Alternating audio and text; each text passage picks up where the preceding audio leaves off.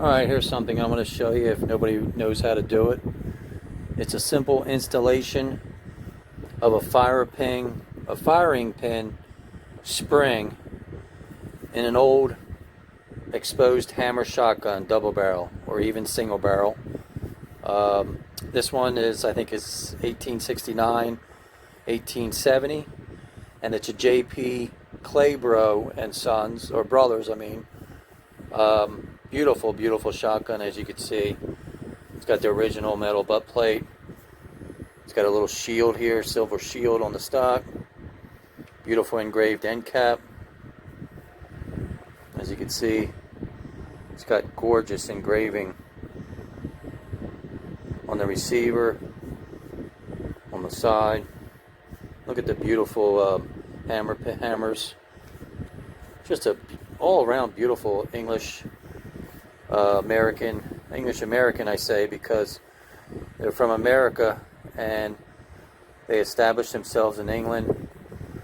Another business, I'm not going to go into it. I think I made another video and brought in the English-made firearms into the United States.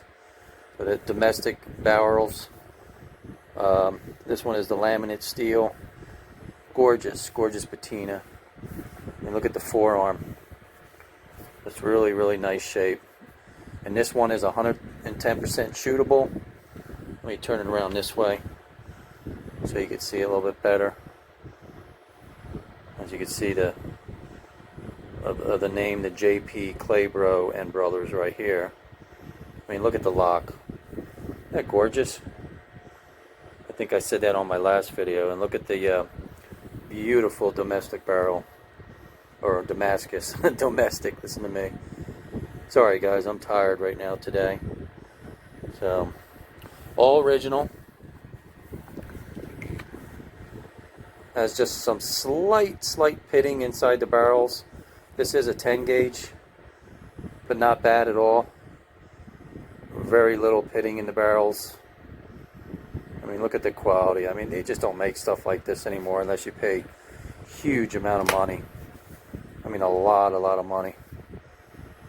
Alright, so let's go on about this. Now, to change these pins, these firing pins, there's also a spring in here. So when you, let me take this off for you. So you just lift that up.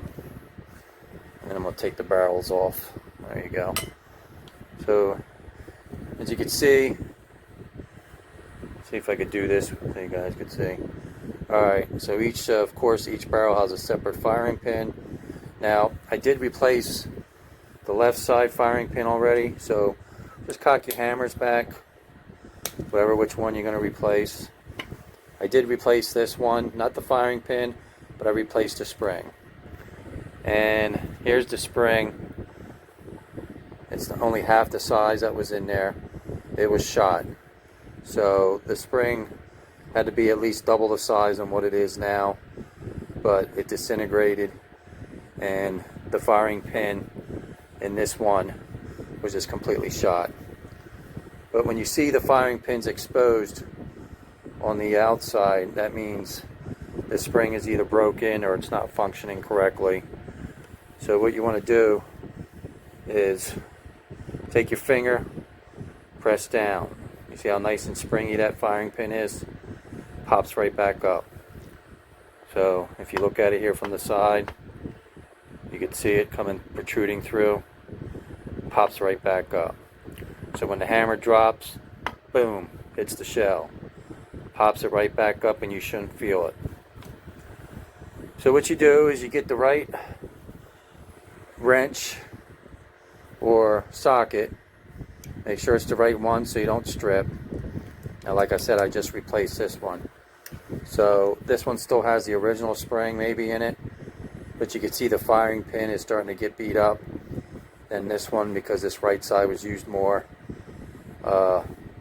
It's a little flatter, the firing pin, but it still works. So if I press down, you can still see it, but it's kind of slow going back up. It doesn't have a good spring in it, so it could be replaced. So what you do is start undoing the nut, put Put a little WD-40 on there. If it's a little tight, don't start undoing it and stripping it, because you know these parts are obsolete and you'll never get them again unless you have somebody make them. So it's an actual nut that's holding it.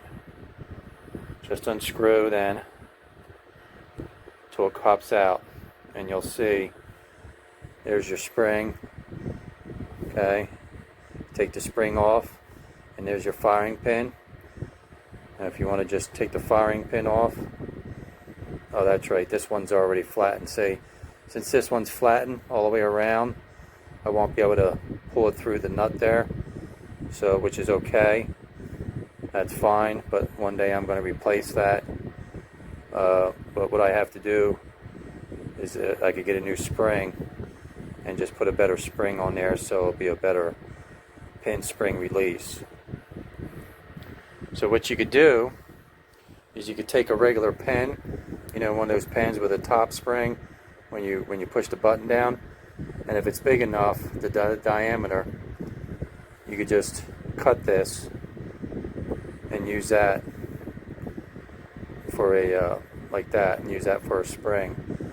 And then what you do is you just cut it back a little bit. So if I want to, oops, there we go. So I want to cut it right here, which I pulled it already apart. Say I cut it right there. Okay, and I got a nice spring. Let me just use this one, I guess. So this one will be just a little bit bigger than this one. So I can replace the pin just like that. Okay. And then I can put it back into the hole here where you screw it back in. I mean, you could buy springs and hardwares and stuff if you want to do it correctly. I mean, to buy a heavy duty spring, but the ones in the pens work okay for a while, depending on how much you shoot. But they do have a little bit more heavier, dutier springs. You just get the right size and diameter of your pin.